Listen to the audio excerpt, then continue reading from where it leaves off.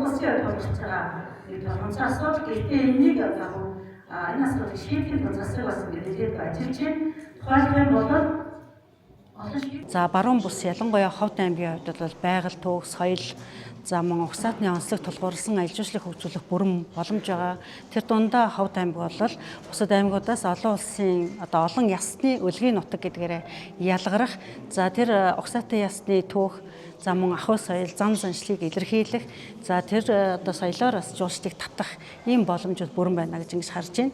За магадгүй бусчилсан хөгжлийн хүрээнд бол нэлээдгүй олон аялал жуулчлалын орон зайг тодорхойлж байгаа. Тэр орон зайн дундаас яг Ховд аймаг тухайн газар нутгийг илэрхийлсэн аялал жуулчлалын бүслөөр зохицолборыг байгуулах бүрэн боломж байна гэж бид харж байна. Ховд аймгийн бас давуу тал нь бид агаарын тээврийн либералчлалаар дотоодын нислэгүүдийг сэргийлсэн байгаа. Тэгэхээр энэ агаарын тээвэр сэргисэнтэй холбоотойгоор жуулчлалыг гадаадын дотоодын жуулчлалыг бол авах боломжууд байна.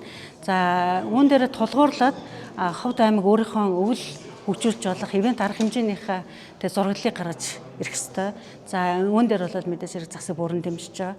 Хоёрдугаар бол түрүүн бас дурдсан олон ясны яг өвлийн соёлыг харуулах. Энэ онцлог бол маш их чухал. Өөрөөр хэлбэл өвлийн соёл, өвлийн хувцас, өвлийн хоол, хүнс гэдэг бол маш том соёл байдаг. Үүнийг бас илэрхийлж харуулах нь Ховд аймгийн басны давуу тал онцлог. За бэлэн бараг бүтээгдэхүүн юм уу гэж ингэж бид харж байна.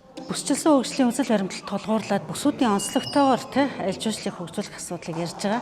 За энд дунд орж аялал жуулчлалын салбарт гар бие нэгдэж байгаа орон нутгийн иргэдэг бол эхний жилүүдийн нэмэгдсэн уртгийн албан татвараас нь чөлөөлөх, за мөн бизнес эрхэлж байгаа, үйл ажиллагаагаа өргөтгөж байгаа, аялал жуулчлалын зохицолбор байгуулах гэж байгаа, эсвэл зочид буудал жуусны бааз байгуулах гэж байгаа, за байгаль дээлтэй технологи нэвтрүүлэх гэж байгаа, өргөжүүлэх гэж байгаа тохиолдолд төрөөс хөнгөлөлтөө зээлийг олгохоор бид бас ажиллаж байна. За энэ хөнгөлөлтөө зээлийн хүүгийн татаас бол 20 орчим тэрбум гэж харж байгаа. За харин аж ахуй нэгжээр буух хүүгийн татаасыг бид аль болох бууруулахаар боломжит нөхцөлтэй бууруулахаар, за дээрэс нь энэ зээл авж байгаа хугацаа маань харьцангуй урт байхаар ингээд төлөвлөж байна. Энэ концепц гарчих юм бол аж ахуй нэгжээр энэ ондоо хэрэгжиж эхэлнэ гэж